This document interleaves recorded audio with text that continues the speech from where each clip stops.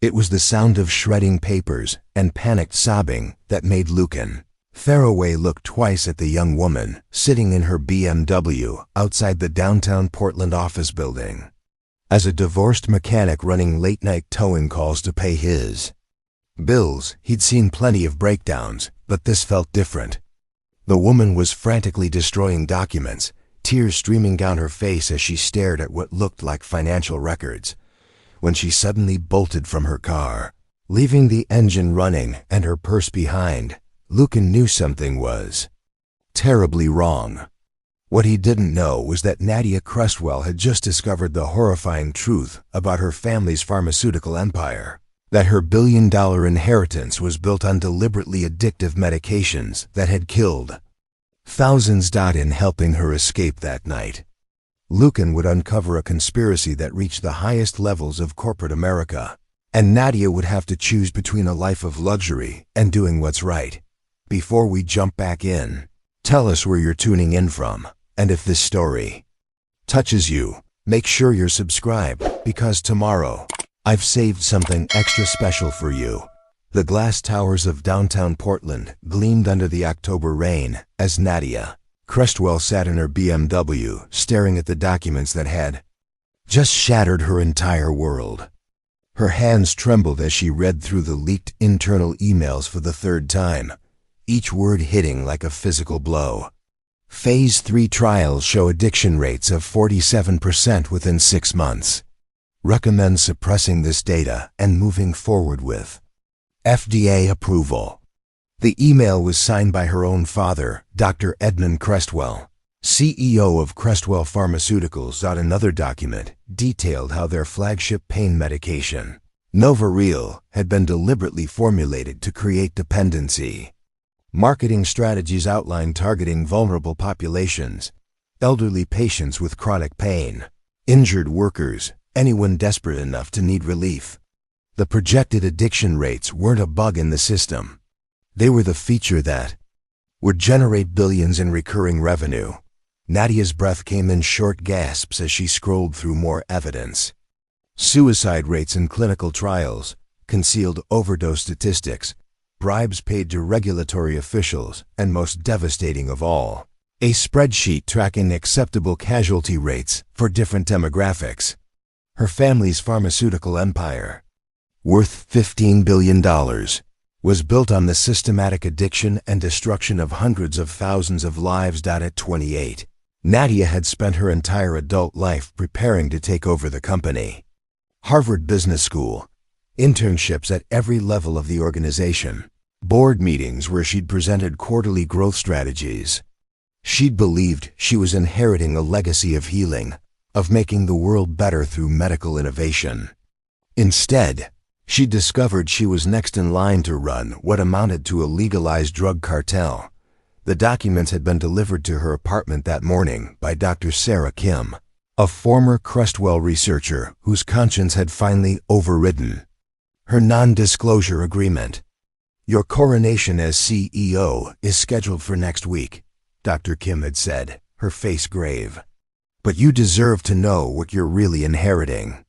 These files represent just a fraction of what your family has covered up over the past 15 years.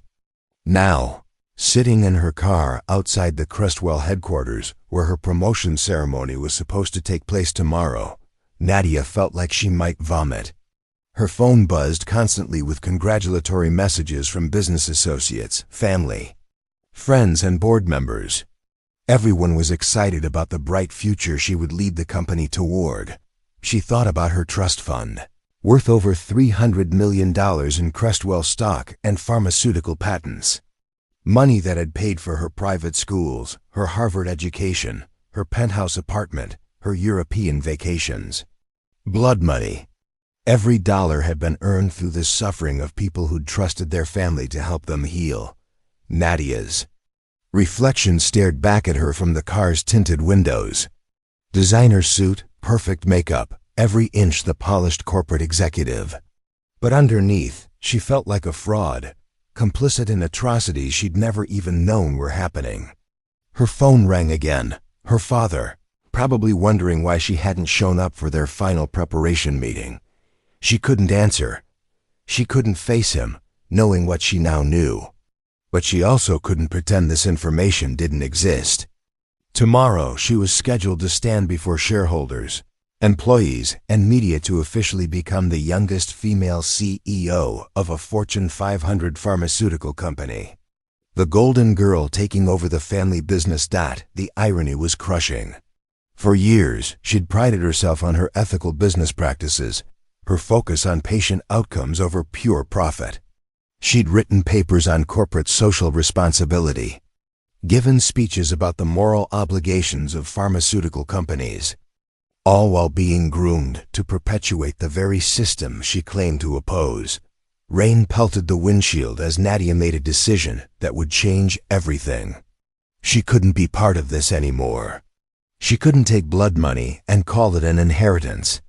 She couldn't stand up tomorrow and promise innovation and healing while knowing the company's real business model was creating and profiting from addiction. With shaking hands, she began feeding the leaked documents through her car's paper shredder, tears streaming down her face. Each page destroyed was another piece of evidence of her family's crimes, but keeping them felt like becoming an accessory after the fact. She needed time to think, to plan, to figure out how to expose this without destroying herself in the process. But as she shredded the last page, panic set in. What was she doing? These were the only copies she had. Without evidence, who would believe such devastating accusations against one of America's most respected pharmaceutical companies? Her family's legal team would crush any whistleblower attempts, just as they'd apparently been doing for years.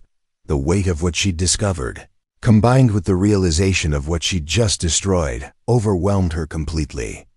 Nadia threw open her car door and stumbled out into the rain, her carefully styled hair and expensive suit forgotten. She needed air. She needed space. She needed to get away from everything that connected her to the Crestwell name. She left her purse, her phone, her keys, everything sitting in the running BMW as she walked rapidly down the street, not even sure where she was going. Behind her, she could hear her phone ringing incessantly from inside the car, probably her father growing increasingly impatient about her absence from their meeting.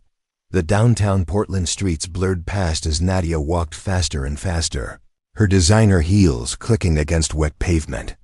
She was the heir to a pharmaceutical empire built on lies and death, and tomorrow she was supposed to smile and accept that legacy as her destiny. Lucan Faraway was having the kind of night that reminded him why he'd started his own towing business, instead of staying at his ex-wife's family's auto shop. 3 broken-down vehicles, 2 insurance disputes, and 1 irate drunk driver who'd insisted his BMW could definitely make it home despite the steam pouring from under the hood. It was nearly midnight, and all Lucan wanted was to finish this last call and get home to his small apartment above the garage. At 34, Lucan had learned to read people quickly during his 5 years running emergency roadside service. Drunk college kids, panicked soccer moms with flat tires, business executives who treated him like he was invisible. He'd seen them all. But something about the abandoned BMW, with its engine still running, caught his attention for all the wrong reasons. The car was double parked outside the Crestwell Pharmaceuticals building, hazard lights flashing, driver's door hanging open like whoever had been inside had fled in a hurry.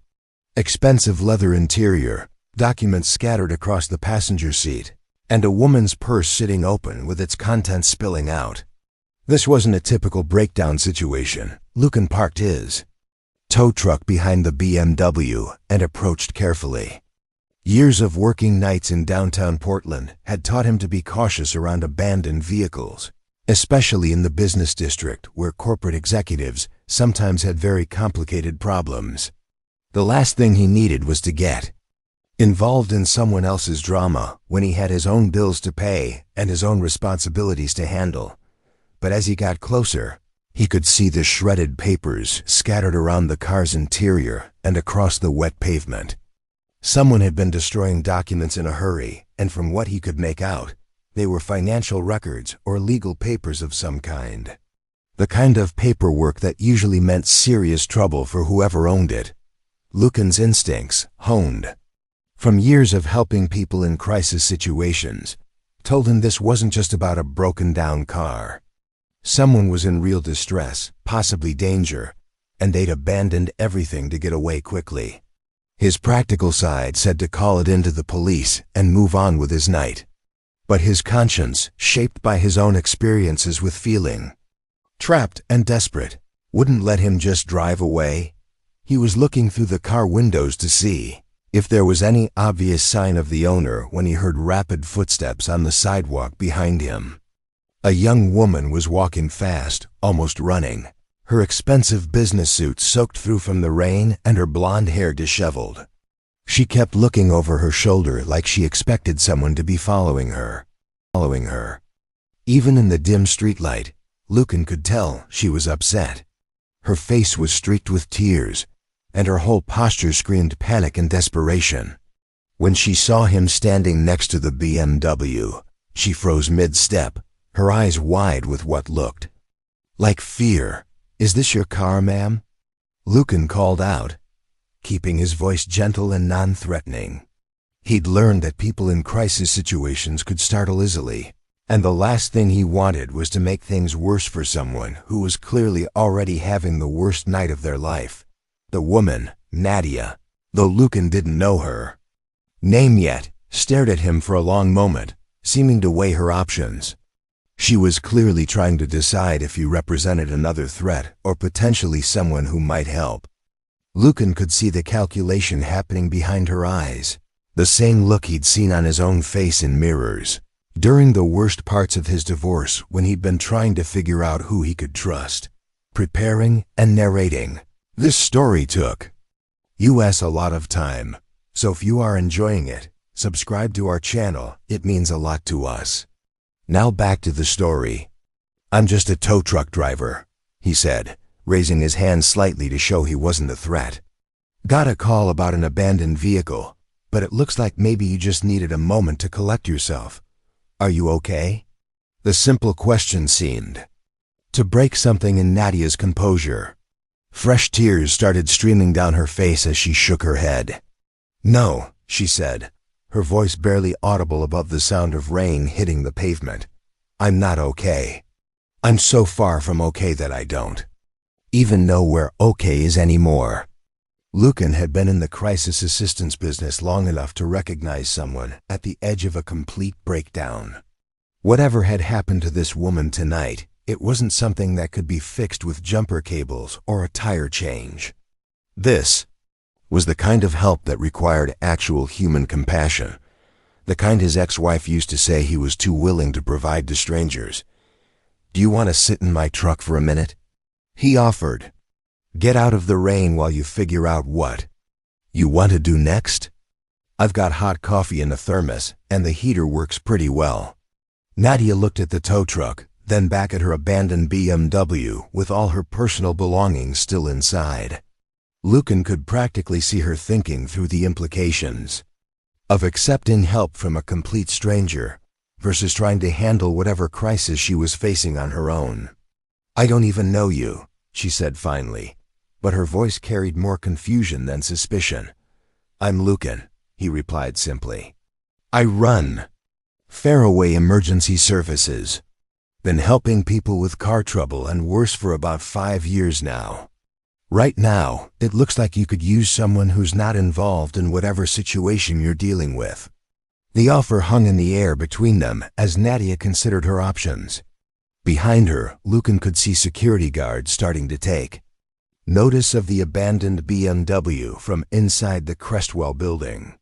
Whatever had driven her to flee her car was likely to catch up with her soon if she stayed on the street. "If I get in your truck," Nadia said slowly, "will you promise not to call anyone unless I ask you to?" "Not the police, not security, not anyone?" Lucan nodded.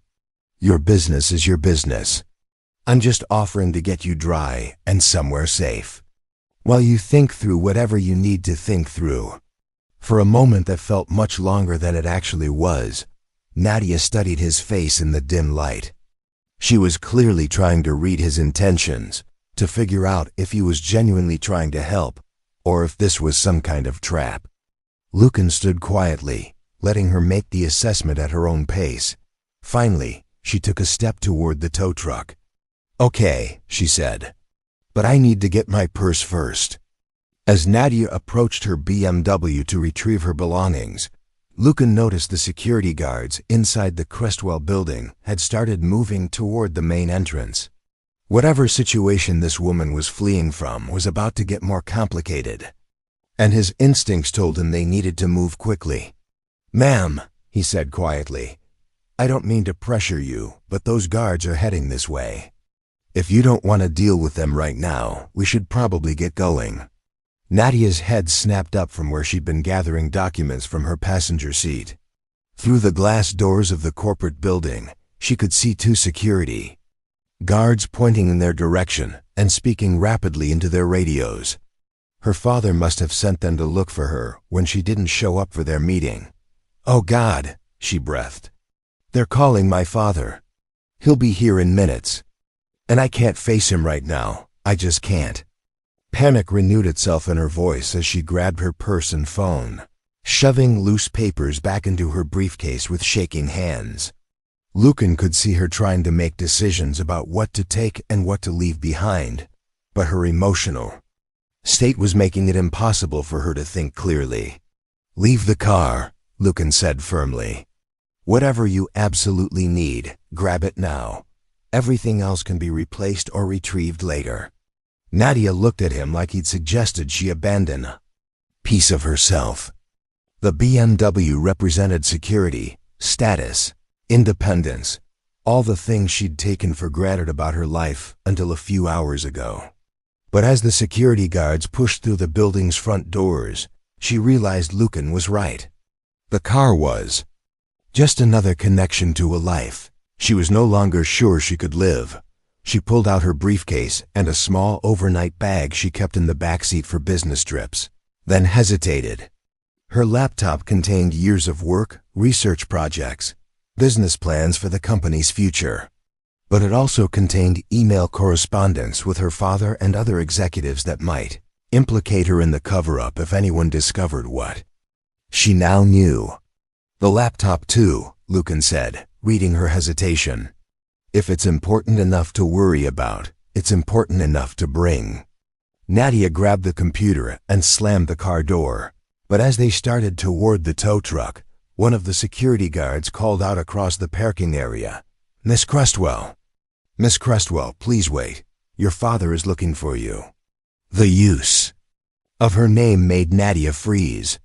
She'd been hoping to have more time before her family realized she was missing. Time to figure out her next steps. But clearly, her absence from the meeting had already raised alarms. "Friend of yours?" Lucan asked, though he was already moving toward the driver's side of his truck. "Employee of my father's," Nadia replied, her voice tight with stress. "If they catch up with me now, I'll end up back in that building answering questions I'm not ready to answer." Lucan didn't need more explanation than that. He'd seen enough domestic disputes and family crises to recognize someone trying to buy time and space to make important decisions. "Get in the truck. We're leaving," as Nadia climbed into the passenger seat of the tow truck. She could hear the security guard's footsteps getting closer on the wet pavement. Through the side mirror, she could see them speaking into their radios again, probably giving her father a real-time update on her location and condition. Lucan started the engine and pulled away from the curb with practiced efficiency, navigating through downtown Portland's late-night traffic like someone who knew every shortcut and alternate route. As they put distance between themselves and the Crestwell building, Nadia felt some of the immediate panic start to subside, replaced by the surreal realization that she was in a tow truck with a complete stranger, fleeing from her own family. "Where are we going?" she asked, suddenly aware that she'd made a major decision without thinking through the consequences.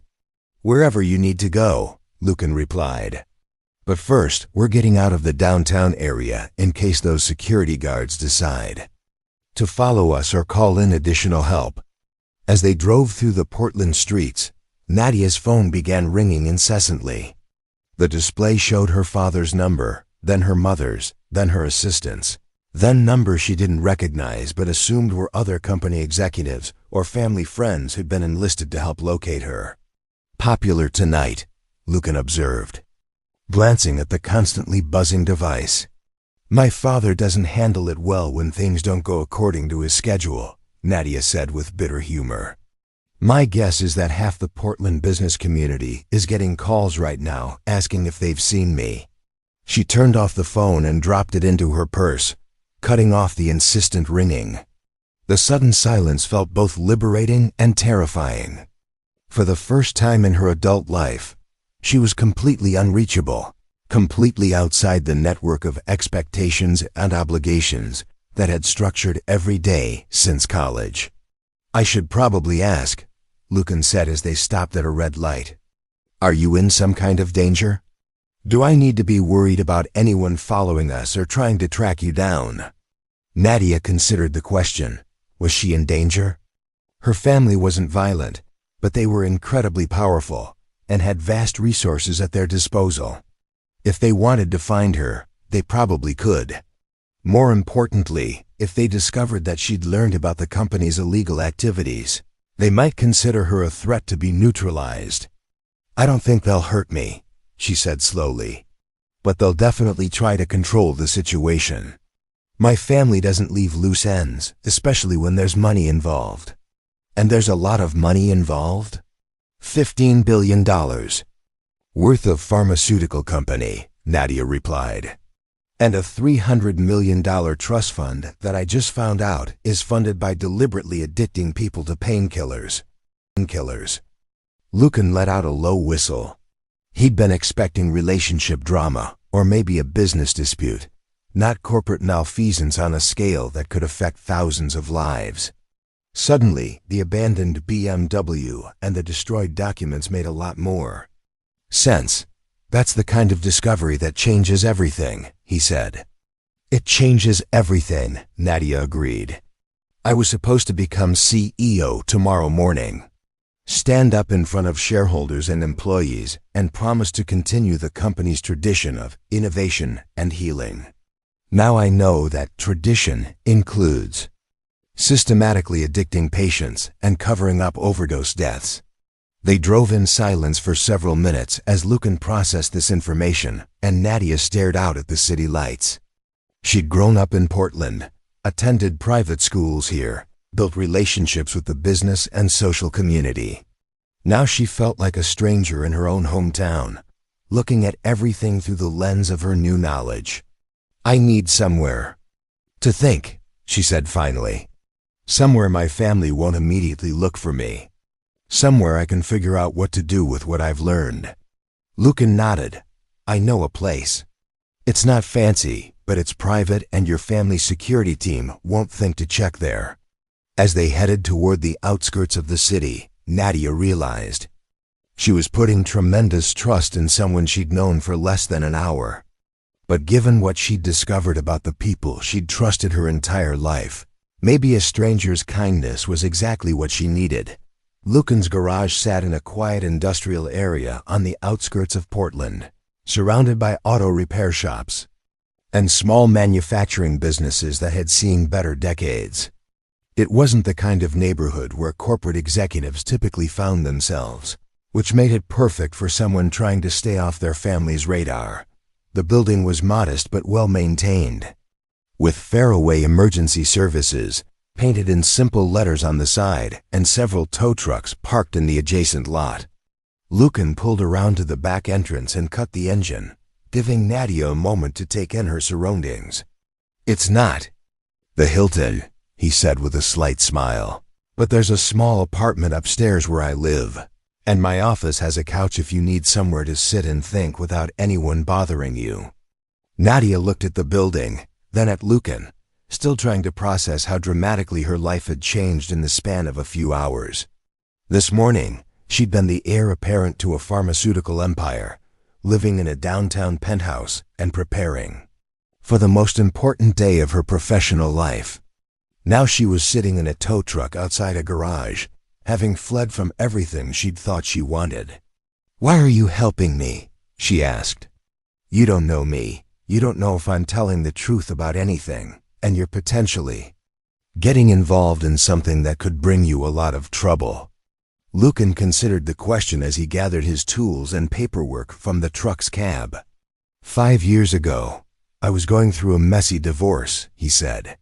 My ex-wife's family owned a successful auto shop, and I'd been working there since we got married. When things fell apart between us, I suddenly found myself with no job, no home, and no one who wanted to help because everyone was afraid of taking sides. He gestured toward the garage building. I was sleeping in my truck and using gas station bathrooms when a stranger offered me temporary work and a place to stay while I got back on my feet. Didn't ask for my life story, didn't judge me for my situation, just saw someone who needed help and provided it. Nadia felt something shift in her chest as she listened. Here was someone who understood what it felt like to have your entire life structure collapse overnight, to suddenly be alone with nowhere to turn. "The person who helped you," she said, "did they want anything in return?" "Just that I pay it forward." "Someday," Lucan replied. "Help someone else when I have the opportunity and the resources. Tonight feels like that opportunity." They walked toward the building's back entrance, Nadia carrying her briefcase and overnight bag like precious cargo. The weight of everything she'd left behind, her car, her apartment, her position in the company, was starting to hit her as the immediate panic of escape faded into the reality of what came next. Lucan's office was small but organized, with filing cabinets full of service records, a desk covered in invoices and customer information, and a worn but comfortable couch positioned near a window overlooking the parking area. The walls were decorated with certifications from towing associations and a few personal photos that Nadia assumed showed friends and family.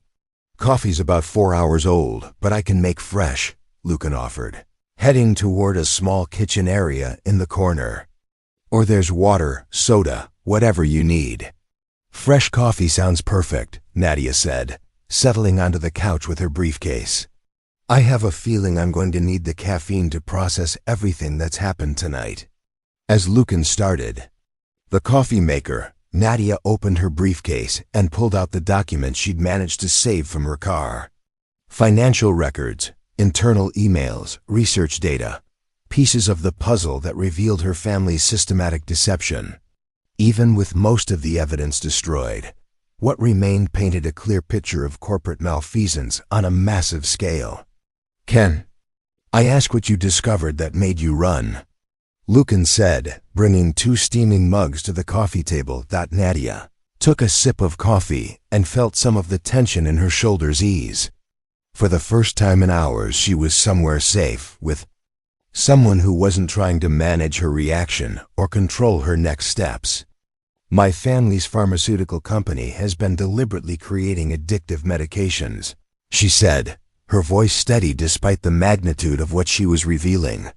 "They've known for years that their flagship painkiller causes dependency in nearly half of patients, but instead of reformulating or warning doctors, they've been marketing it more aggressively to vulnerable populations." Lucan set down his coffee mug harder than intended. "Jesus, how many people are we talking about?" "Hundreds of thousands, maybe millions over the past 15 years, Nadia replied. "The internal documents I saw tonight showed they've been tracking overdose rates, suicide rates, addiction statistics, and categorizing them as acceptable losses for market share growth." She pulled out her laptop and opened a spreadsheet she'd managed to save before destroying the physical documents. "They have a whole department dedicated to suppressing negative research and bribing regulatory officials. Meanwhile, they've been donating millions to addiction treatment centers and public health initiatives to maintain their reputation as a company that cares about patient welfare." Lucan studied the numbers on the screen, his expression growing increasingly grim. "Your trust fund money comes from this." "Every dollar of it," Nadia confirmed. "My college education, my apartment, my lifestyle, everything has been funded by Profits from deliberately harming people who trusted us to help them heal. The weight of that realization hung heavy in the small office. Lucan had seen plenty of human crises during his years in emergency services, but nothing on the scale of what Nadia was describing. This wasn't just personal tragedy. It was systematic. Corporate evil that had affected countless families across the country. "What happens if you become CEO tomorrow?" he asked. "I become personally responsible for continuing the cover-up," Nadia said. "I either participate in the conspiracy or become a liability that needs to be managed.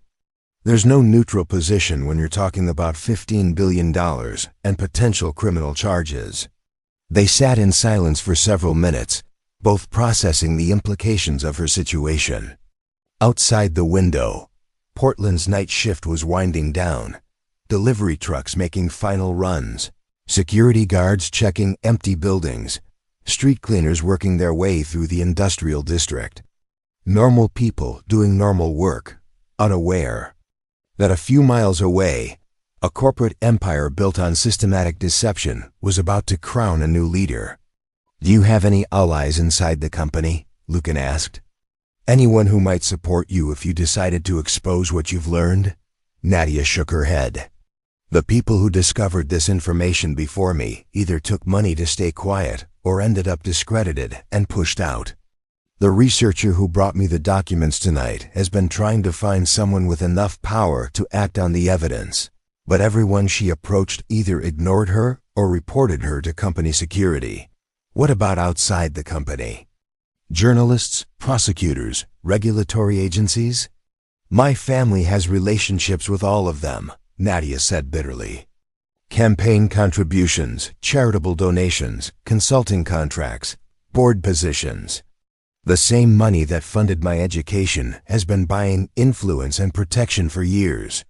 Lucan stood up and walked to the window, looking out at his small business empire. 3 tow trucks, a garage bay, and an apartment upstairs. Everything he owned could probably fit in the trunk of Nadia's abandoned BMW, but it was his, earned through honest work and free from the kind of moral compromises she was describing. "So what do you want to do?" he asked finally. Nadia looked up from her laptop, meeting his eyes with a mixture of determination and fear. "I want to find a way to expose them without destroying myself in the process. I want to make sure the people who've been harmed by our medications get justice. And I want to figure out how to build a life that doesn't depend on blood money." "That's a pretty tall order," Lucan observed. "I know," Nadia replied, "but I can't think of any other choice that lets me look at myself in the mirror." As the night stretched toward dawn, Lucan made the decision to close his business for the day and focus on helping Nadia navigate her crisis. He called his answering service and rescheduled his morning appointments, then settled in for what was clearly going to be a long conversation about very complicated problems. "Tell me about your family," he said, refilling their coffee cups as they spread documents across his desk. "Help me understand what kind of people we're dealing with here." Nadia pulled up photos on her phone. Family portraits from charity events, business conferences, social gatherings. To any outside observer, the Crestwells looked like the perfect American success story. Intelligent, attractive, philanthropic leaders who'd built a business empire while maintaining strong family values. "My father, Edmund, started the company 30 years ago with genuinely good intentions," she began. "He was a research pharmacist who wanted to develop better pain management solutions for patients with chronic conditions. My mother, Patricia, has a background in marketing and business development. Together, they built Crestwell Pharmaceuticals from a small research lab into one of the most successful pharmaceutical companies in the country." She scrolled through more photos, showing Lucan images from her privileged upbringing. Private schools, family vacations to European medical conferences, graduation ceremonies at Ivy League universities. "I grew up believing we were making the world a better place," she continued. Family dinners were full of conversations about breakthrough therapies, patient testimonials, research breakthroughs. I was so proud of what we did that I wrote my college application essays about carrying on the family legacy of healing. Lucan studied a photo of teenage Nadia presenting her father with an award from a patient advocacy group. When do you think things changed? When did helping people become secondary to making money? That's what I've been trying to figure out, Nadia replied. Based on the documents I saw tonight, the shift happened gradually over about 5 years. At first, it might have been genuine concern about the company's financial stability during a difficult period in the pharmaceutical industry. But somewhere along the way, profitability became more important than patient safety. She pulled up financial records on her laptop, showing Lucan the correlation between Crestwell's stock price and the increasingly aggressive marketing of their addictive medications. The turning point seems to have been when they realized that addiction wasn't a side effect to be minimized. It was a business opportunity to be maximized, she said, her voice heavy with disgust. Once patients become dependent, they're customers for life, and they're willing to pay increasingly high prices to avoid withdrawal symptoms.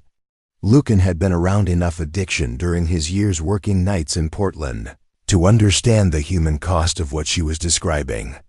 He'd given rides to people heading to methadone clinics, helped families deal with overdose situations, seen the desperation that drove people to increasingly dangerous behaviors to maintain their dependencies. How many people work for the company? He asked. About 15,000 employees worldwide, Nadia replied. Research scientists, manufacturing workers, sales representatives, administrative staff. Most of them have no idea what the executives have been doing. They're just doing their jobs, trying to develop and distribute medications that help people. The scope of the situation was staggering. Exposing the company's crimes would potentially destroy the livelihoods of thousands of innocent employees, while also disrupting the supply of legitimate medications that genuinely helped patients. But allowing the conspiracy to continue would mean condemning hundreds of thousands more people to addiction and potential death. What about your extended family? Lucan asked. Aunts, uncles, cousins? Anyone who might support you if you decide to blow the whistle? Nadia's expression darkened. My uncle Richard is the company's general counsel. He's the one who's been managing the legal strategy to suppress evidence and silence whistleblowers. My Aunt Susan runs the charitable foundation that's been used to launder the company's reputation. My younger brother James works in sales and has been directly involved in targeting vulnerable populations with aggressive marketing campaigns. She showed him a family tree diagram she'd sketched on a napkin, with lines indicating how each family member was connected to different aspects of the cover-up. Everyone with significant company stock has a financial interest in maintaining the status quo, she explained. And everyone in leadership positions has potential criminal liability if the truth comes out. I'm not just threatening a business. I'm threatening the freedom and financial security of my entire family. Lucan walked over to a filing cabinet and pulled out a bottle of whiskey he kept for particularly difficult nights. I think we both need something stronger than coffee, he said, pouring small amounts into 2 glasses. I don't usually drink, Nadia said, accepting the glass anyway. I don't usually harbor fugitive pharmaceutical heiresses, Lucan replied with a grim smile. Seems like a night for exceptions to normal rules. They sat quietly for a few minutes, both processing the magnitude of the situation. Outside, the sun was beginning to rise over Portland's industrial district, and Nadia realized she'd been awake for over 24 hours. Her CEO coronation ceremony was scheduled to begin in 3 hours, and she was sitting in a garage office wearing yesterday's business suit, planning to destroy everything she'd spent her life working toward. Do you have somewhere you can stay while you figure this out? Lucan asked. Friends who aren't connected to your family's business? Nadia thought about her social circle, college roommates who now worked in finance, business school classmates who'd started their own companies, friends from the Portland social scene who attended the same charity events as her parents. Most of my relationships are somehow connected to the family business, she admitted. Either through professional connections or social obligations.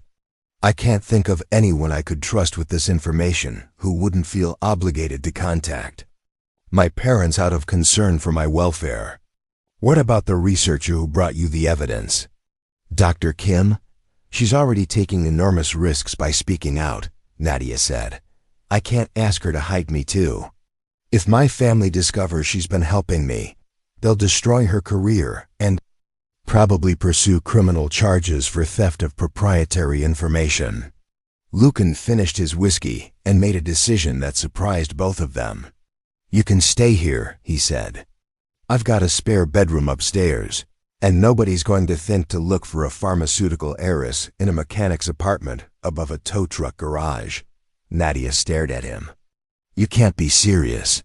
You barely know me, and I just told you I'm about to declare war on a $15 billion corporation. Why would you put yourself at risk like that? Because, Lucan said, meeting her eyes directly, sometimes doing the right thing is more important than doing the safe thing. And because I've got enough experience with powerful people trying to control situations to recognize when someone needs genuine help rather than management. The offer hung in the air between them as Nadia considered her options. Accept help from a stranger who'd already shown more integrity in one night than her own family had demonstrated in years. Or try to navigate this crisis alone with resources that were probably already being monitored by her father's security team. If I stay, she said slowly, I need you to understand that this could get very complicated very quickly. My family has resources and connections that most people can't imagine. If they decide you're an obstacle to getting me back under their control, they won't hesitate to use whatever leverage they can find. What kind of leverage? Lucan asked. Business licenses, tax audits, regulatory inspections, insurance issues, zoning violations, Nadia listed.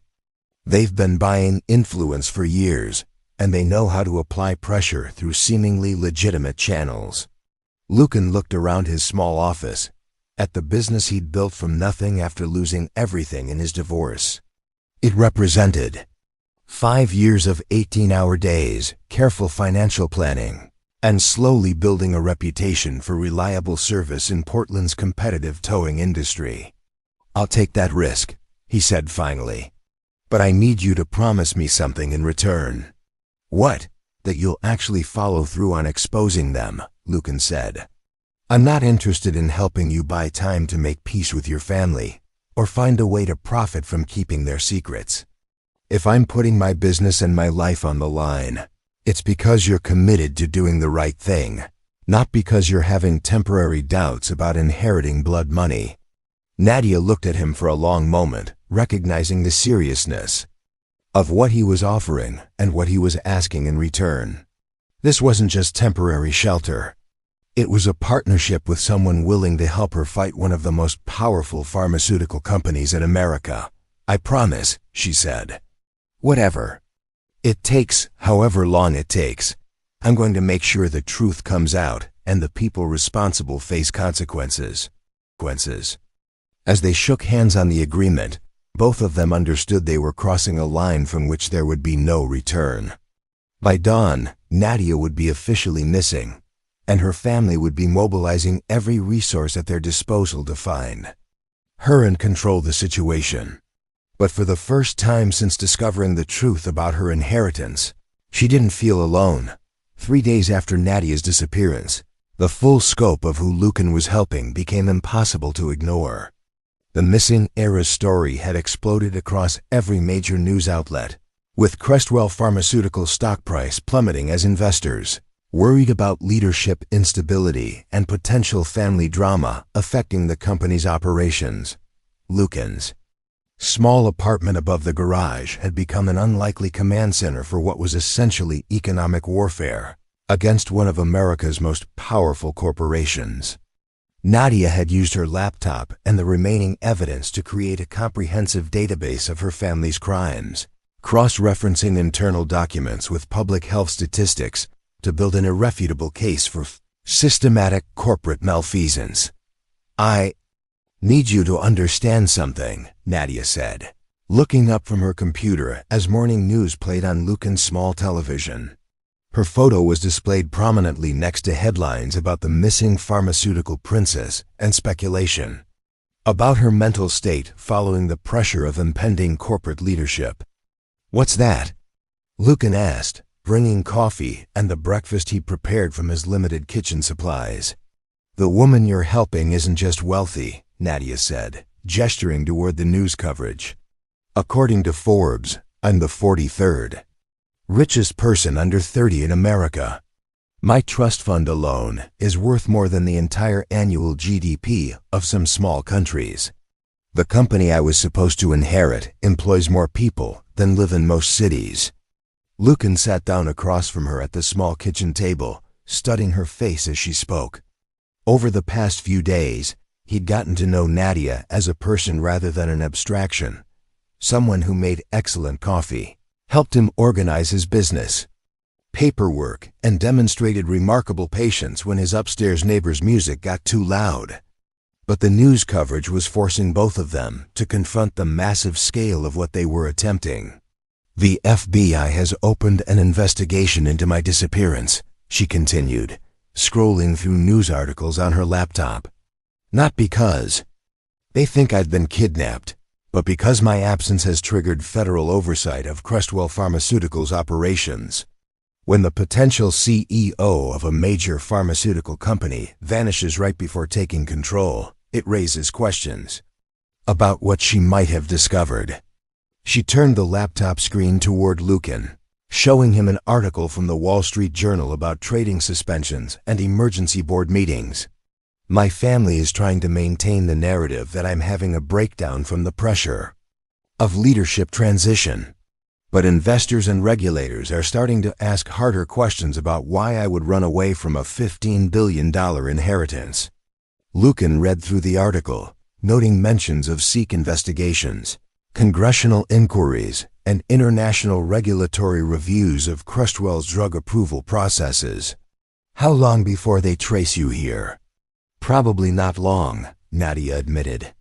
"I've been careful about digital communications, but my family has access to resources that most people can't imagine. Private investigators, technology specialists, contacts in law enforcement and regulatory agencies. If they decide to systematically search every possible location in Portland, they'll eventually get here." She pulled up another document on her laptop, a detailed organizational chart showing her family's connections throughout Oregon's business and political establishment. "My father serves on the boards of 3 major Portland companies. My mother chairs the United Way campaign and sits on the Hospital Foundation board. My uncle has been the primary legal counsel for 2 Oregon governors and maintains relationships with most of the state's federal representatives." "You're saying they own this city," Lucan observed. "Not own exactly, but they have influence and leverage everywhere that matters," Nadia replied. "If they decide you're an obstacle to recovering their missing heiress, they can make your life very difficult through completely legal channels." As if summoned by their conversation, Lucan's phone began ringing with a number he didn't recognize. When he answered, a professionally polished voice identified herself as Catherine Mills from Portland Business Licensing Services. "Mr. Faraway, we've received some concerns about potential zoning violations at your business location," she said smoothly. "We need to schedule an immediate inspection to ensure you're in compliance with current regulations for automotive services in mixed-use industrial areas." Lucan met Nadia's eyes as he responded. "I wasn't aware of any violations, Ms. Mills. Can you tell me who filed the complaint?" "I'm not able to share that information, but I can tell you that we take these matters very seriously," she replied. "How does tomorrow morning work for the inspection? Say 9 o'clock?" After scheduling the appointment and hanging up, Lucan turned to Nadia with grim understanding. "It's starting, isn't it?"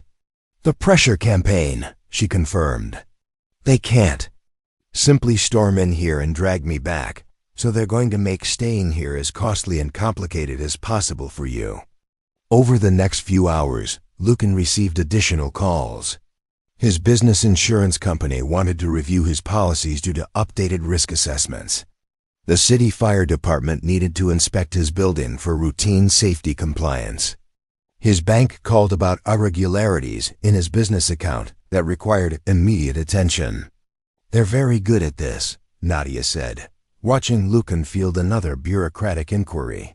It's the same strategy they've used against researchers who tried to expose their drug data, death by 1,000 cuts of regulatory harassment. But as the pressure mounted, something unexpected happened. Instead of becoming intimidated, Lucan became more determined.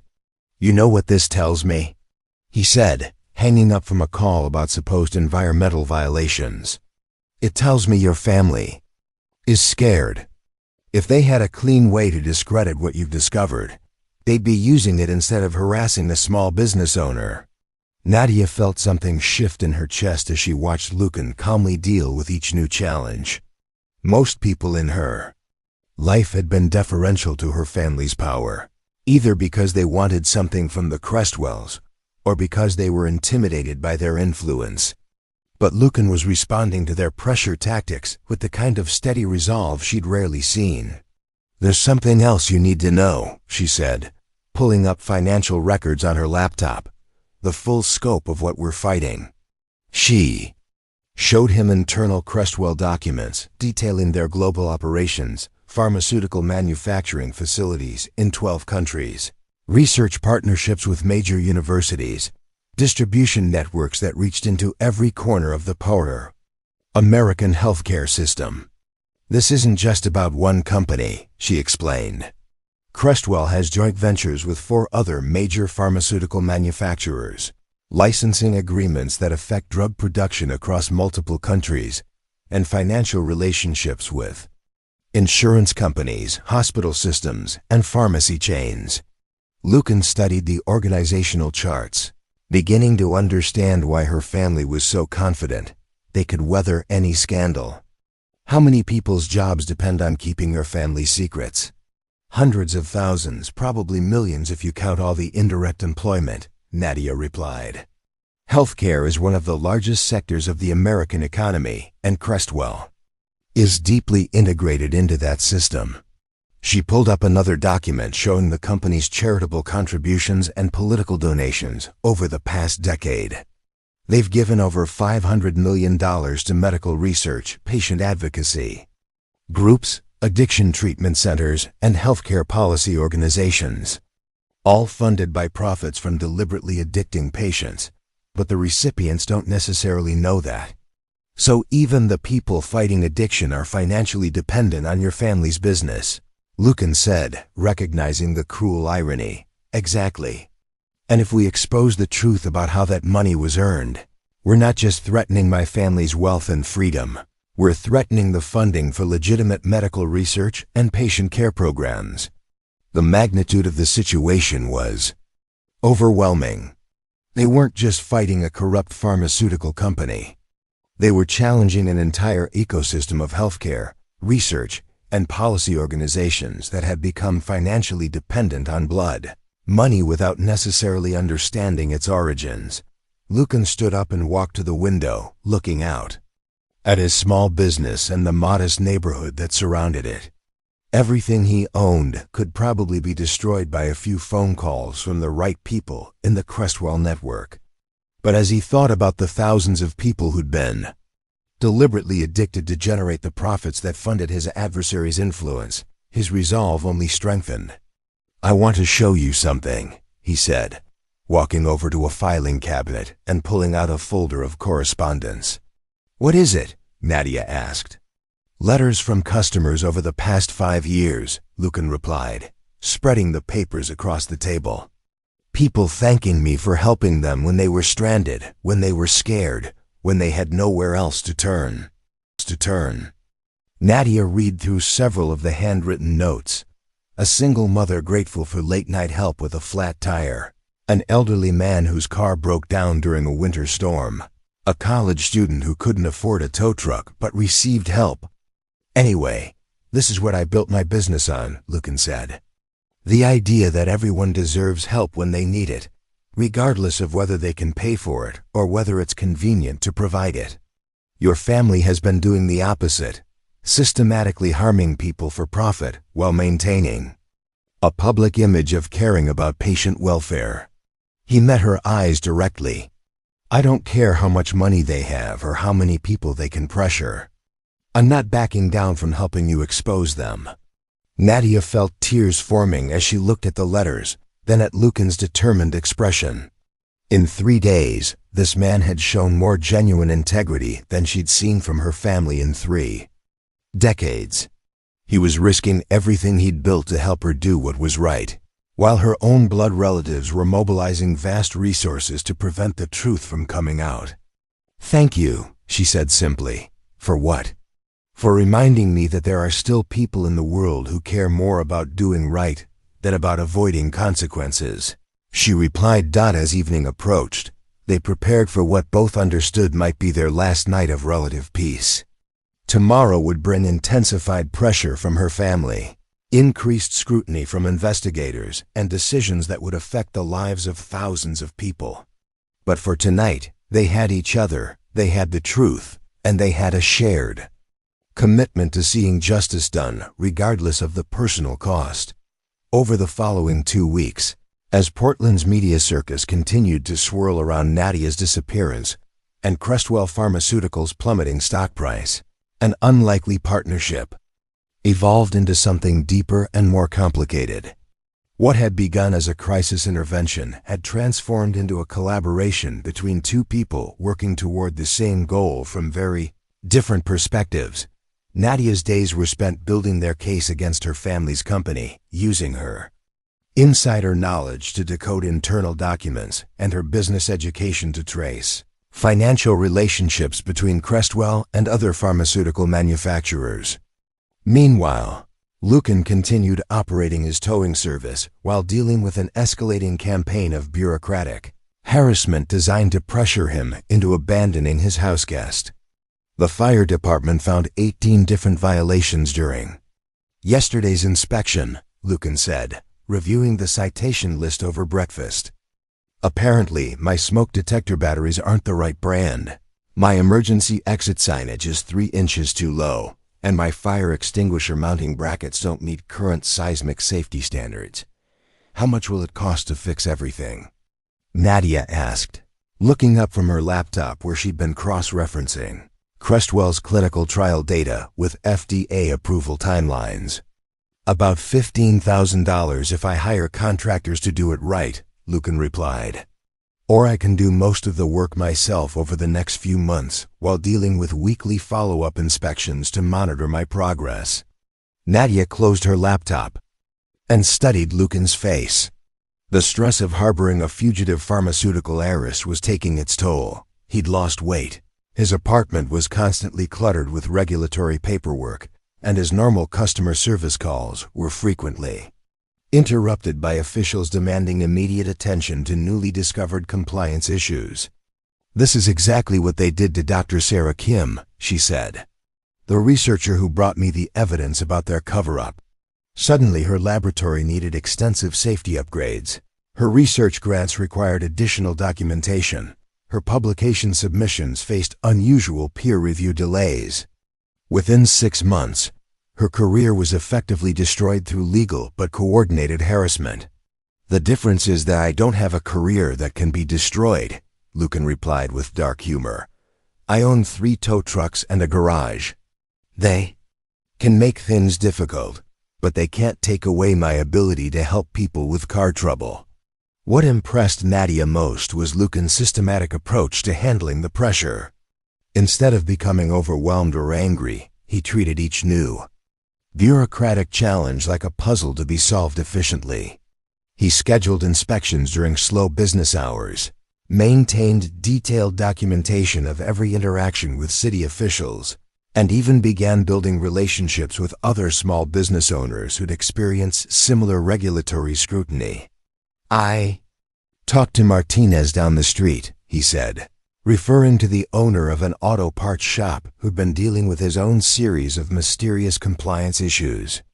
Turns out he's been getting the same treatment since he refused to sell his property to developers last year. We're thinking about forming a small business association to push back against discriminatory enforcement practices. You're organizing resistance, Nadia observed with admiration. I'm building community, Lucan corrected. Turns out your family isn't the only powerful interest that likes to pressure working-class people through regulatory harassment. There are a lot of us dealing with this kind of thing, and we're stronger together than we are separately. As their partnership deepened, Nadia began contributing to the household in ways that went beyond simply sharing information about pharmaceutical industry corruption. Her business education proved invaluable for organizing Lucan's financial records, and her technology skills helped him streamline his customer service operations. Meanwhile, her trust fund money, carefully accessed through encrypted transactions, provided resources for fighting the bureaucratic war her family was waging against them. I've been thinking about what happens after we expose my family's crimes, Nadia said one evening as they worked side by side at Lucan's kitchen table, she on legal research and he on business tax preparation. Even if we succeed in bringing them to justice, thousands of people will lose their jobs when Crestwell Pharmaceuticals faces criminal penalties and civil lawsuits. You're worried about collateral damage, Lucan said, looking up from a stack of invoices. I'm worried about destroying innocent people's livelihoods while punishing the guilty ones, she replied. Most of Crestwell's employees have no idea what the executives have been doing. Research scientists, manufacturing workers, administrative staff, they're just trying to develop and distribute medications that help people. Lucan considered this as he organized receipts by category.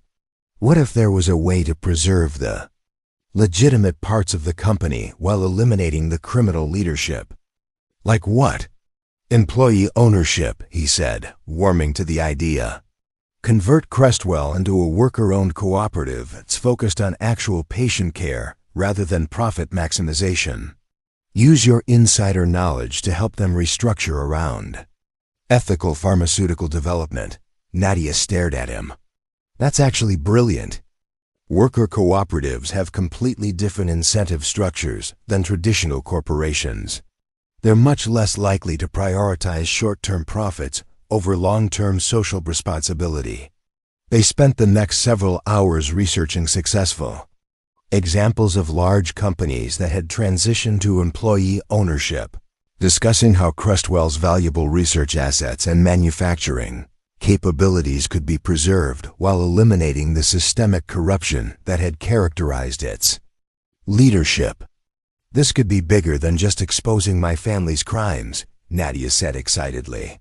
We could be creating a model for how pharmaceutical companies should actually operate. Their collaboration extended beyond professional planning into personal territory neither had anticipated. Lucan discovered that despite her privileged background, Nadia possessed genuine curiosity about how things worked and impressive adaptability to circumstances far removed from her normal experience.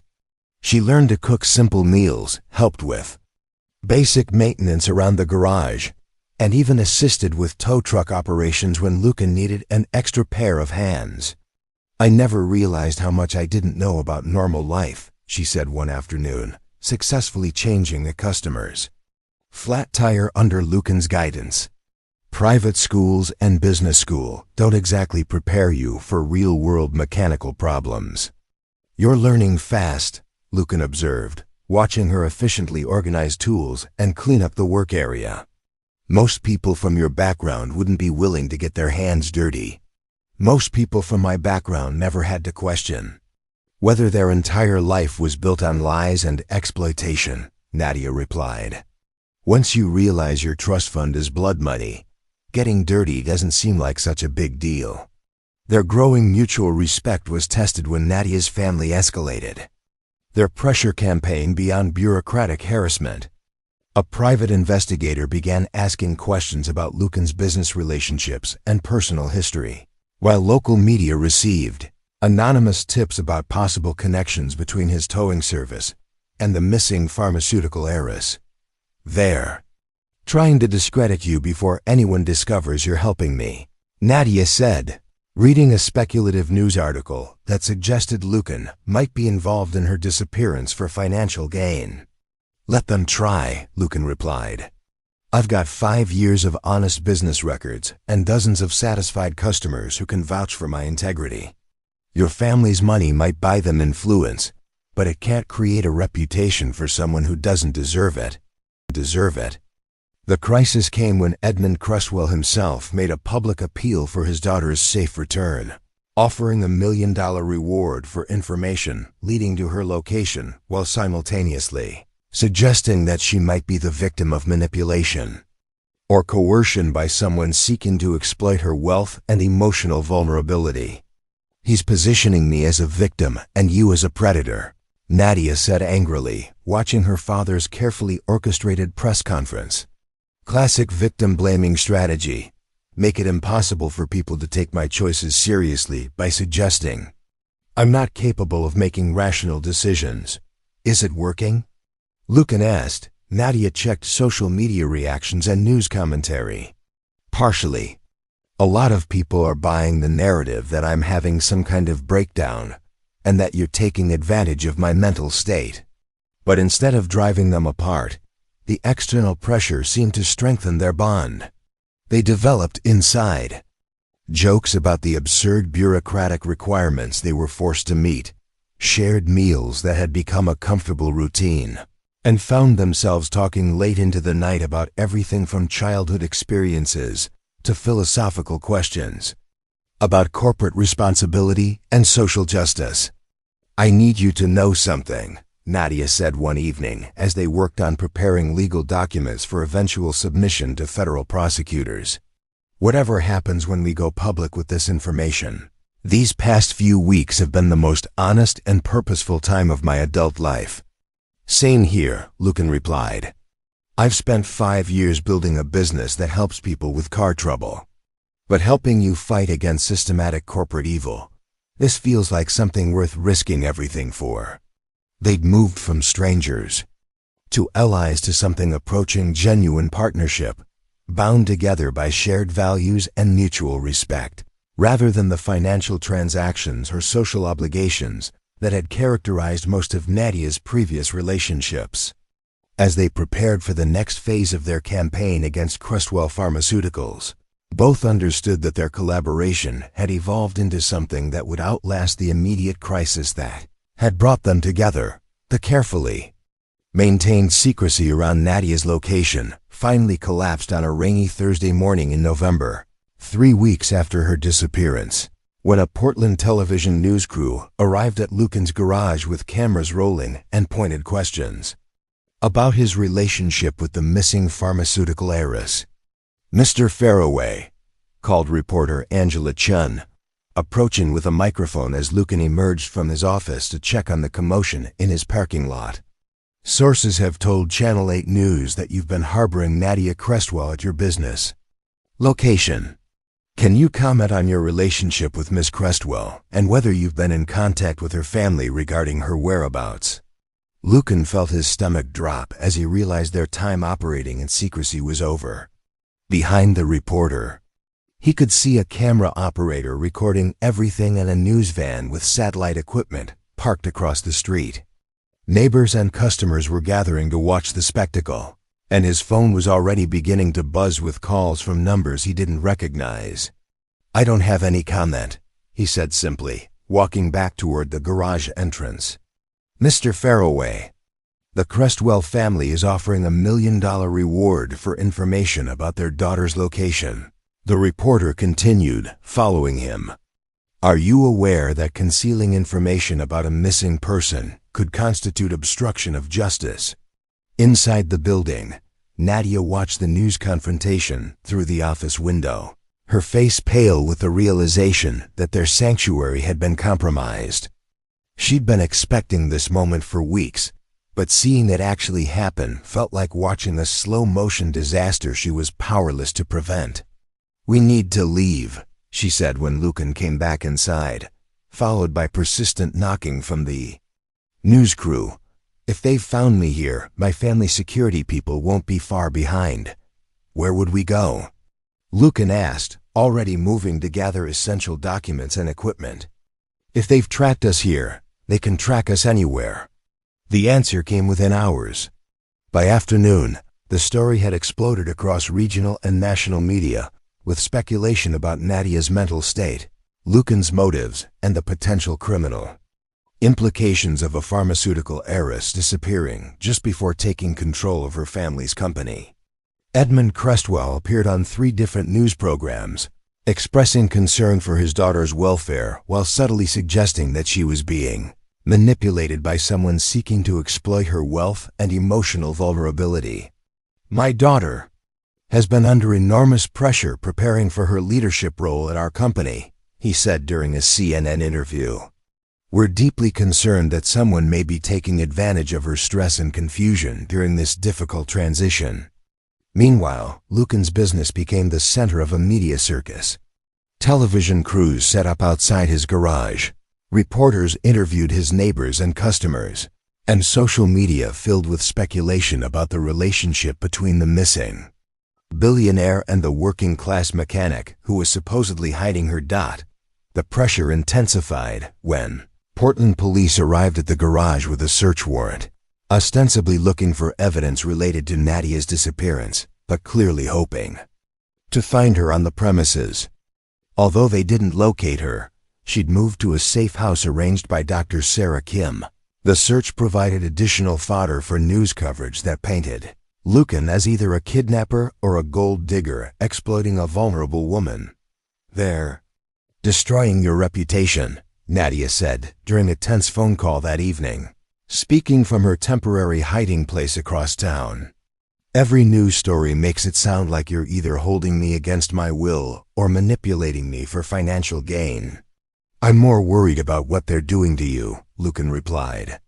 Your father is making you sound like someone who's had a mental breakdown and can't make rational decisions about your own life. The character assassination campaign reached its peak when James Crestwell, Nadia's younger brother, gave an emotional interview describing his sister's supposed history of mental health issues and erratic behavior. He painted a picture of a woman under extreme pressure who'd been known to make impulsive decisions during times of stress. Nadia has always been brilliant, but she's also struggled with anxiety and depression, he said, his performance convincing enough to generate sympathy from viewers who didn't know he was directly involved in the pharmaceutical conspiracy she was trying to expose. We're afraid that someone has convinced her that her own family is her enemy, when we're actually the people who love her most and want to help her. But the Crestwell family's attempts to control the narrative began to backfire when other pharmaceutical industry whistleblowers started coming forward. Inspired by the attention surrounding Nadia's disappearance, Dr. Sarah Kim agreed to speak publicly about her attempts to expose Crestwell's research data and her credibility as a respected scientist. Lent weight to the allegations of corporate misconduct. I tried for 2 years to get Crestwell Pharmaceuticals to address the safety issues with their medications, she said during a televised interview. When internal channels failed, I brought evidence to Nadia Crestwell because I believed she had the power and the integrity to do something about what I'd discovered. Additional former employees began sharing their own stories of being pressured to suppress negative research results or target vulnerable populations with aggressive marketing for potentially addictive medications. The missing heiress story evolved into a broader investigation of pharmaceutical industry practices, with Nadia's disappearance serving as the catalyst for long overdue scrutiny of corporate behavior. Edmund Crestwell found himself facing hostile questions during congressional hearings about pharmaceutical pricing and safety protocols. Company stock prices continued to plummet as investors worried about potential criminal liability and regulatory penalties. Federal prosecutors opened formal investigations into Crestwell's clinical trial data and marketing practices. They're losing control of the situation, Nadia observed during one of her secret meetings with Lucan, held in an anonymous restaurant outside Portland. The story has become bigger than my disappearance or your involvement. People are starting to ask questions about pharmaceutical industry practices that my family can't deflect or discredit. But the intensified scrutiny also brought additional pressure on both of them. Lucan's garage was subjected to daily protests from groups demanding information about Nadia's whereabouts, while his business license faced review by multiple regulatory agencies. His personal life was dissected by reporters who interviewed his ex-wife, former employers, and anyone else who might provide information about his character and motivations. "I can't keep operating under these conditions," he told Nadia during another clandestine meeting. "My customers are being harassed, my employees are quitting, and I'm spending more time dealing with media and regulatory issues than actually running my business." "I'm sorry," Nadia said, her voice heavy with guilt. "I never intended for helping me to destroy your life." "It's not destroyed," Lucan replied firmly, "but it's definitely changed. The question is whether we're going to let your family's pressure campaign succeed in separating us, or whether we're going to fight back with everything we've got. The decision point came when Edmund Cresswell made a public offer to meet with his daughter privately, with no media present and no legal consequences, if she would simply return home and resume her preparations for becoming CEO. The offer was designed to make Nadia look unreasonable if she refused, while giving her family an opportunity to either convince her to stay quiet or to claim she'd been brainwashed by outside influences. "It's a trap," Nadia said immediately. "The moment I set foot in a room with my father, I become subject to family pressure, legal manipulation, and possibly involuntary psychiatric evaluation. They've already laid the groundwork for claiming I'm mentally incompetent, so we don't take the meeting," Lucan said. "We go public with everything we've discovered and let federal prosecutors sort out who's telling the truth." But going public would mean exposing themselves to even more intense scrutiny, potential criminal charges for their own actions, and the likelihood that powerful pharmaceutical interests would mobilize every resource to discredit their evidence and destroy their reputations. The stakes had escalated far beyond what either had anticipated when Lucan first offered to help a distressed stranger outside a corporate building. As they prepared for what both understood would be the final confrontation with forces much more powerful than themselves, Nadia and Lucan faced a choice that would determine not only their own futures, but potentially the fate of thousands of patients who'd been harmed by Cresswell Pharmaceuticals' systematic deception. The breaking point came on a gray December morning, when Lucan discovered that his business insurance had been canceled due to elevated risk factors associated with ongoing criminal investigations, and his primary bank had frozen his accounts pending federal review of suspicious financial activities. The coordinated assault on his livelihood had reached the point where continuing to help Nadia meant potentially losing everything he'd spent 5 years building. Nadia found him sitting in his office at dawn, surrounded by termination notices, legal documents, and regulatory citations that would take months and thousands of dollars to resolve. His usually composed demeanor had cracked, revealing the exhaustion and stress that weeks of harassment had created. "They've effectively shut down my business," he said without looking up from the papers scattered across his desk. "No insurance means I can't legally operate tow trucks. Frozen accounts mean I can't pay employees, cover rent, or handle basic operating expenses. Your family has managed to destroy 5 years of work without filing a single criminal charge." Nadia sat down across from him, feeling the weight of responsibility for his situation crushing down on her chest. "I'm so sorry, Lucan. This is exactly what I was afraid would happen when I first asked for your help." "It's not your fault," he replied, finally meeting her eyes. "I knew this was a possibility when I decided to stand with you. But knowing something intellectually and actually living through the destruction of your life are two very different experiences." The strain was showing on both of them.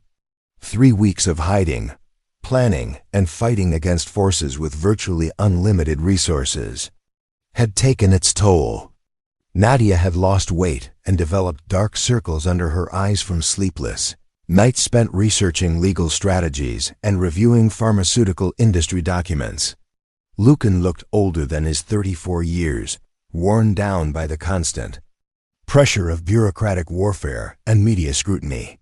"Maybe your father is right," Lucan said quietly, the words hanging heavy in the small office. "Maybe I am someone taking advantage of your vulnerability during a difficult time." "Don't say that," Nadia responded immediately. "You know that's not true." "Do I?" he asked, gesturing toward the termination notices. "Look what associating with me has cost you. Your reputation, your relationship with your family, your inheritance, your career. Maybe you'd be better off taking his deal and going back to your old life." The suggestion felt like a physical blow to Nadia. "My old life was built on blood money and lies. Going back to that means becoming complicit in the ongoing harm to thousands of patients who trust Crestwell medications. And staying with me means watching both our lives get systematically destroyed by people with more money and power than we can possibly fight," Lucan countered. "At least if you go back, you could try to change things from inside the company." The conversation was interrupted by a knock on the office door. Through the glass, they could see a well-dressed woman in an expensive coat, flanked by two men in dark suits who had the unmistakable bearing of private security professionals. "Miss Crestwell," the woman called through the door. "My name is Victoria Hayes. I'm a senior partner at Hayes, Morrison & Associates, representing your family's interests. We need to have a conversation." Nadia recognized the name from her father's legal team. Hayes was one of the most powerful corporate attorneys in the Pacific Northwest, specializing in crisis management for wealthy families facing public scandals. Her presence meant the situation had escalated to the level where Edmund Crestwell was willing to deploy his most expensive legal resources. "I don't have anything to say to my family's representatives," Nadia called back. "Miss Crestwell, we have a court order for psychological evaluation based on concerns about your mental competency raised by family members," Hayes replied smoothly. "You can come with us voluntarily, or we can involve local law enforcement. But either way, you're coming with us today." The threat hung in the air like a poisonous cloud. Nadia felt panic rising in her chest as she realized her family had played their final card, using the legal system to declare her mentally incompetent and force her into psychiatric evaluation, probably leading to involuntary commitment that would effectively silence her permanently. "They can't do that," she whispered to Lucan. "Yes, they can," he replied grimly, checking his phone for news about the court order. "Especially if they've convinced a judge that you're displaying erratic behavior and associating with potentially dangerous individuals who might be manipulating you." The cruel brilliance of her family's strategy became clear. By painting Lucan as either a criminal kidnapper or a manipulative gold digger, they'd created a legal foundation for claiming that Nadia's decision to expose their pharmaceutical conspiracy was evidence of mental instability rather than moral courage. "Miss Crestwell," Hayes called again, "this can be handled quietly and with dignity, or it can become a public spectacle. The choice is yours." Lucan stood up and walked to the window, studying the scene outside. In addition to Hayes and her security team, he could see Portland police officers positioned at strategic points around the building. News vans were already arriving, drawn by the promise of dramatic footage of the missing pharmaceutical heiress being taken into custody. "There's no way out of this," he said, the defeat in his voice cutting through Nadia like a knife. "They've covered all the angles." "There has to be something we can do," Nadia insisted. But even as she spoke, she could feel the walls closing in around them. "What can we do?" Lucan asked, turning back to face her. "I'm a mechanic with frozen bank accounts and canceled insurance policies. You're about to be declared mentally incompetent and committed to psychiatric evaluation. Your family has more lawyers, more money, and more political connections than we could challenge in a lifetime." The hopelessness in his voice was more devastating than the legal threats outside. For the first time since they'd started working together, Lucan sounded like he was ready to give up. "Maybe this is how it ends," he continued, sitting back down at his desk and starting to organize the papers that represented the destruction of his business. "Maybe some fights are just too big for regular people to win." "You don't mean that," Nadia said, but uncertainty crept into her voice. "Don't I?" he replied. "Look around, Nadia. Look at what fighting your family has accomplished. My business is destroyed, your reputation is in ruins, and your father is about to have you declared mentally incompetent. Meanwhile, Crestwell Pharmaceuticals is still operating, still producing medications that addict patients, and still generating billions in profits from human suffering." The brutal assessment of their situation hung between them like an indictment of everything they'd tried to accomplish. Outside, they could hear Hayes growing impatient with the delay, and police officers were beginning to position themselves for a potential forced entry. "If I go with them," Nadia said quietly, "what happens to all the evidence we've gathered? What happens to the case against my family?" "It disappears," Lucan admitted. "Without you to corroborate the documents and provide insider testimony, everything we've discovered becomes hearsay that expensive lawyers can discredit or suppress." The weight of that reality settled over both of them. All their work, all the risks they'd taken, all the sacrifices they'd made would be meaningless if Nadia was successfully neutralized through psychiatric commitment. "There's something else," Lucan said, his voice barely audible. "Something I need to tell you before this is over." Nadia looked at him expectantly. "I've been thinking about my ex-wife," he continued. "About why our marriage fell apart and what it taught me about fighting. Battles I couldn't win." "What do you mean? What do you mean?" Lucan was quiet for a long moment, gathering his thoughts. "Sarah, my ex-wife, not the researcher, came from a wealthy family. Not as wealthy as yours, but enough that there was always an imbalance between us. Her family never approved of her marrying a mechanic, and they spent 5 years making that disapproval clear through 1,000 small humiliations and deliberate exclusions." He met Nadia's eyes. "I thought love would be enough to overcome the class differences, but I was wrong. Eventually, the pressure from her family and the constant struggle to prove myself worthy wore us both down. She ended up choosing the security and acceptance of her family over the uncertainty of building something different with me." "That's not what's happening here," Nadia protested, "isn't it?" Lucan asked. "You're a billionaire pharmaceutical heiress, and I'm a working-class mechanic who fixes cars for a living. Your family has unlimited resources to make our lives difficult, and I've already lost my business trying to help you fight them. How long before you start wondering if this is really worth the cost?" The question struck at Nadia's deepest insecurities. "You think I'm going to abandon you like your ex-wife did?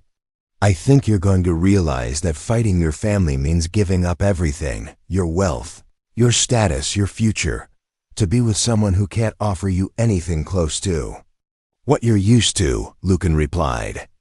"And I think you're going to decide that's too high a price to pay." "You're wrong," Nadia said, but her voice lacked conviction. "Am I? Because right now your family is offering you a way back to your old life. Take the psychiatric evaluation. Claim you were temporarily confused by stress and manipulation.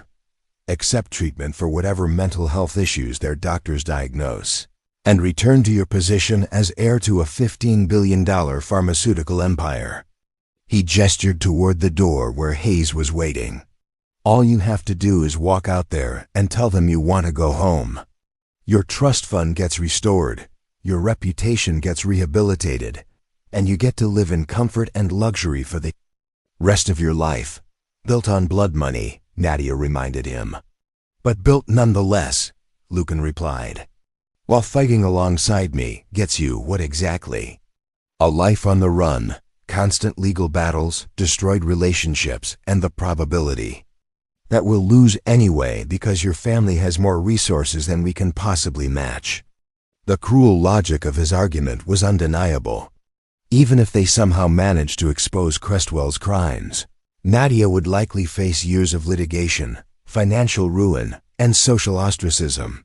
Meanwhile, the pharmaceutical industry had enough political and legal protection to ensure that any penalties would be manageable business expenses rather than genuine accountability. "Miss Cresswell," Hayes called again, her voice carrying a note of finality. "We're prepared to enter the building if necessary." Nadia stood up and walked to the window, looking out at the assembled forces arrayed against them. Police officers, corporat attorneys, private security, news crews, all mobilized to ensure that she either returned to her family's control or was discredited as a mentally unstable woman who couldn't be trusted to make rational decisions about her own life. "Maybe you're right," she said, her voice barely audible. "Maybe this fight is too big for us to win." Lucan felt something break inside his chest as he heard the defeat in her voice. Despite everything he'd said about the futility of their situation, he'd been hoping she would find a way to argue against his pessimism, to convince him that their partnership was worth the devastating costs it had imposed on both their lives. "So what do we do?" he asked. Nadia turned back to face him, tears streaming down her face. "I don't know," she admitted. "I don't know how to fight people who have unlimited money and no scruples about using it to destroy anyone who threatens them. I don't know how to maintain relationships with people when associating with me puts them in danger. And I don't know how to ask you to keep sacrificing everything you've worked for to help me fight a battle we're probably going to lose." The admission hung between them like a funeral shroud. After weeks of defiant determination, both had reached the point where the costs of resistance seemed to outweigh any possible benefits. The systematic destruction of Lucan's business, the threats to Nadia's freedom, and the overwhelming power of the Cresswell family's resources had finally achieved their intended effect. "If I go with them," Nadia said quietly, "will you be able to rebuild your business?" "Probably," Lucan replied. "Once you're back under your family's control and no longer considered a missing person, the regulatory pressure on me should ease up. I can fight the bureaucratic citations, restore my insurance, and get back to helping people with car trouble." "That's what you should do," she said, moving toward the door. "You've already sacrificed too much trying to help me. I can't ask you to lose everything for a cause that's probably hopeless anyway." But as Nadia reached for the door handle, preparing to surrender to her family's representatives and accept whatever psychiatric treatment they deemed necessary to restore her compliance, Lucan felt a sudden surge of clarity about what was really at stake. "Wait," he said. She paused, hand on the door. "There's one more thing I need to tell you," he continued, standing up from his desk and walking toward her. "Something about why I really decided to help you that first night." Nadia turned back to face him, waiting. "It wasn't just because I recognized someone in crisis," Lucan said. "It was because I saw someone willing to give up everything to do what was right, even when doing right meant losing everything they'd ever wanted." He moved closer to her. "And that reminded me of who I used to be before life wore me down, before I started accepting that some fights are too big and some people are too powerful to challenge." "Lucan, no, let me finish," he interrupted. "My marriage failed because I let other people's money and influence convince me I wasn't worth fighting for. My business is being destroyed because your family wants to punish me for believing you deserve support. But losing those things doesn't make me wrong about what's right." The passion in his voice cut through the despair that had been consuming both of them. "You asked me what we should do," he continued. "Here's what I think we should do. We should walk out there together, face whatever consequences your family wants to impose, and trust that doing the right thing matters more than winning or losing." Nadia stared at him, feeling something rekindle in her chest that she'd thought had been extinguished by weeks of overwhelming pressure. "You're talking about sacrificing everything," she said. I'm talking about refusing to let fear and money determine what kind of people we're going to be, Lucan replied. Your family's counting on us to give up because the cost of fighting seems too high, but maybe the cost of not fighting is even higher. As they stood facing each other in the small office, surrounded by the evidence of how much their resistance had already cost them, both Nadia and Lucan had to decide whether their partnership was strong enough to survive the final test that waited beyond the door. Nadia looked into Lucan's eyes and saw something she'd rarely encountered in her privileged life: genuine courage that wasn't based on money, power, or social connections. Here was a man who'd lost his business, his financial security, and his reputation, yet still believed that doing the right thing mattered more than avoiding consequences. You're asking me to choose between safety and integrity, she said, her voice steadier than it had been in days. I'm asking you to choose between the person your family wants you to be and the person you actually are, Lucan replied. Everything else is just details. Outside, Victoria Hayes had grown tired of waiting. Miss Crestwell, we're coming in, she announced, followed by the sound of keys in the lock. Edmund Crestwell had apparently obtained building access through his network of business connections, eliminating their last few minutes of privacy. Whatever we're going to do, we need to decide now, Lucan said. Nadia took a deep breath and made the choice that would define the rest of her life. We walk out there together. We tell the truth about what Crestwell Pharmaceuticals has been doing. And we trust that the evidence we've gathered is strong enough to survive whatever legal challenges my family throws at us. Even if it means losing everything? Especially if it means losing everything, she replied with sudden conviction. Because the alternative is becoming complicit in systematic murder for profit, and I'd rather be a broke whistleblower with a clear conscience than a billionaire with blood on her hands. As Hayes and her security team entered the office, followed by police officers and a court-appointed psychiatrist, Nadia and Lucan stood side by side, presenting a united front that clearly surprised the corporate attorney. Miss Crestwell, Hayes began smoothly, I'm here on behalf of your family, who are deeply concerned about your welfare. We have documentation showing erratic behavior, associations with potentially dangerous individuals, and statements suggesting you may be experiencing a psychological crisis. The only crisis I'm experiencing, Nadia replied calmly, is learning that my family built their pharmaceutical empire by deliberately addicting patients to medications they knew were harmful. She pulled out her laptop and opened the comprehensive database she and Lucan had compiled over the past month. I have internal company documents proving systematic suppression of clinical trial data, financial records showing bribes to regulatory officials, and marketing strategies designed to target vulnerable populations with addictive painkillers. Dr. Rebecca Martinez, the court-appointed psychiatrist, stepped forward with practiced authority. Ms. Crestwell, delusional thinking and paranoid accusations against family members are common symptoms of acute stress disorders. We're here to help you get the treatment you need. Then examine the evidence before you make any diagnoses, Nadia said, turning her laptop screen toward the psychiatrist. These aren't delusions. They're financial records, clinical trial data, and internal communications that document criminal behavior. For the next hour, what had been planned as a simple psychiatric intervention became an impromptu presentation of evidence that neither Hayes nor Dr. Martinez was prepared to handle.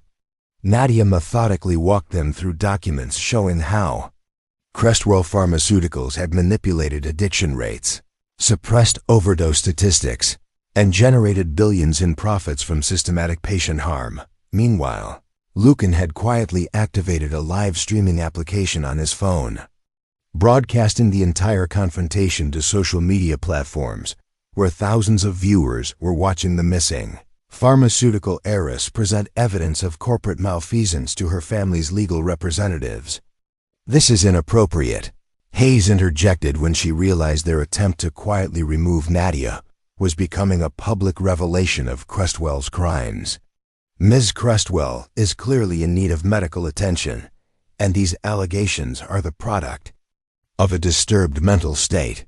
If I'm mentally disturbed, Nadia replied, then explain how I was able to compile detailed financial analyses, cross-reference clinical trial data with FDA approval timelines, and document systematic bribery across multiple regulatory agencies.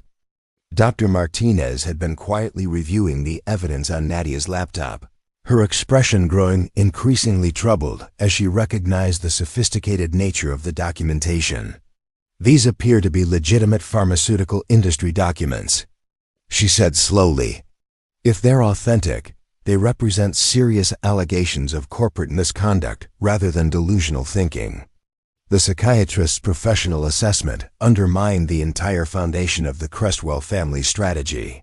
Without a credible mental health diagnosis, they couldn't justify involuntary commitment or claim that Nadia's accusations were the product of psychological instability. Dr. Martinez, Hayes said sharply, your role here is to evaluate Ms. Cresswell's mental competency, not to analyze corporate documents. My role is to provide an accurate psychiatric assessment, Dr. Martinez replied firmly. And based on my interaction with Ms. Cresswell, she demonstrates clear thinking, detailed knowledge of complex subjects, and rational responses to challenging situations. I see no evidence of mental incompetency or need for involuntary psychiatric treatment. The live stream audience had grown to over 50,000 viewers as news of the confrontation spread across social media. Comments flooded in from healthcare professionals, pharmaceutical industry workers, and patients who recognized the medications and practices Nadia was describing. The story was evolving in real time from a family intervention into a public expose of pharmaceutical industry corruption. Edmund Cresswell arrived at the garage just as his legal strategy was collapsing around him. Through the office windows, he could see his daughter presenting evidence of his company's crimes to a live internet audience, while his corporate attorney struggled to contain a situation that had spiraled completely beyond their control. Nadia, he said, entering the office with the commanding presence that had intimidated business rivals and regulatory officials for 3 decades. Enough of this nonsense. You're coming home where you belong. I belong wherever I can do the most good, she replied, not backing down from his authoritative tone. And right now, that means exposing the crimes you've committed in the name of medical innovation. Crimes? Edmund's voice carried genuine outrage. I've built one of the most successful pharmaceutical companies in American history. I've brought life-saving medications to millions of patients around the world. You've brought addictive medications to millions of patients who trusted you to help them heal, Nadia countered. And when those medications caused addiction, overdoses, and deaths, you covered up the evidence and marketed them even more aggressively. Father and daughter faced each other across the small office while thousands of people watched online, and news crews gathered outside. The confrontation represented more than a family dispute. It was a clash between 2 fundamentally different visions of corporate responsibility and moral accountability. Even if some of our medications have had unexpected side effects, Edmund said, shifting to damage control mode, the benefits have far outweighed any negative consequences. You can't make medical breakthroughs without accepting some level of risk. You didn't accept risk, Nadia replied, opening another file on her laptop. You systematically concealed known risks, while marketing medications to populations you knew were most vulnerable to addiction. That's not medical innovation. That's calculated exploitation. The live stream reached 100,000 viewers. As Nadia presented internal Cresswell documents showing deliberate targeting of elderly patients, injured workers, and others with chronic pain conditions, the evidence painted a clear picture of corporate executives who had prioritized profit maximization over patient safety for more than a decade. Dr. Sarah Kim, the researcher who had originally brought the evidence to Nadia's attention, arrived at the garage with additional documentation that had been hidden in Cresswell's research databases. Her presence as a credible scientist added further legitimacy to the allegations and undermined attempts to dismiss the accusations as family drama or mental health issues. I tried for 2 years to get Crestwell's leadership to address these safety concerns through internal channels, Dr. Kim said, addressing the live stream audience directly. When that failed, I brought the evidence to Nadia because I believed she had the integrity and the authority to ensure patient safety was prioritized over corporate profits. The weight of evidence had become overwhelming. Federal prosecutors, who had been monitoring the situation since Nadia's initial disappearance, announced they were opening formal criminal investigations into Crestwell Pharmaceuticals' research practices, regulatory compliance, and marketing strategies. Congressional leaders called for emergency hearings on pharmaceutical industry oversight. Medical journals began publishing previously suppressed research about addiction, risks associated with Crestwell's medications. Edmund Crestwell found himself facing the collapse of everything he'd built over 30 years. Stock prices had plummeted to historic lows. Criminal investigations were expanding across multiple jurisdictions, and civil lawsuits were being filed by patients and families who had been harmed by deliberately addictive medications. "You've destroyed our family's legacy," he said to Nadia, his commanding presence finally cracking under the weight of public exposure. "I've ended our family's participation in systematic patient harm," she replied. "The legacy I want is helping to create a pharmaceutical industry that actually prioritizes healing over profit." 3 months later, Nadia stood in the conference room of a renovated warehouse in Portland's industrial district, addressing the first board meeting of the Patient Safety Cooperative, a worker-owned pharmaceutical development organization that had emerged from the ashes of Crestwell Pharmaceuticals' criminal collapse. Edmund Crestwell had been sentenced to 15 years in federal prison for conspiracy, fraud, and violations of public health regulations. Crestwell Pharmaceuticals had been dissolved through bankruptcy proceedings, with its research assets and manufacturing facilities transferred to the new cooperative structure that prioritized patient outcomes over shareholder profits. Our first quarterly report shows that we've successfully transitioned 12 different medication production lines to our worker-owned model, Nadia announced to the assembled employee owners, researchers, and patient advocates who now controlled the organization. More importantly, we've identified 17 different ways to reduce addiction potential in pain management medications while maintaining their therapeutic effectiveness. Lucan sat in the back of the room, wearing a suit that still looked slightly uncomfortable on his mechanic's frame, but couldn't hide the pride in his expression as he watched Nadia address the cooperative members. He'd become the organization's director of community outreach, using his experience helping people in crisis to build relationships with patient advocacy groups and healthcare providers. After the meeting, they walked together through the facility, where former Crestwell employees were developing medications, using ethical research practices and transparent safety protocols. The worker-owned cooperative had attracted some of the most talented pharmaceutical researchers in the country, scientists who were excited about the opportunity to prioritize patient welfare over profit margins. "Do you ever regret it?" Lucan asked as they stood in the main laboratory, watching researchers work on developing non-addictive pain management alternatives. "Giving up your inheritance to build something completely different?" Nadia considered the question as she looked around the facility that had become her life's work. She'd lost her trust fund, her social status, and her relationship with most of her family, but gained something she'd never expected to find, a sense of purpose that went beyond personal achievement or financial success. "I regret that it took me 28 years to discover that my family's fortune was built on harming people," she said. "But I don't regret choosing to do something about it once I found out."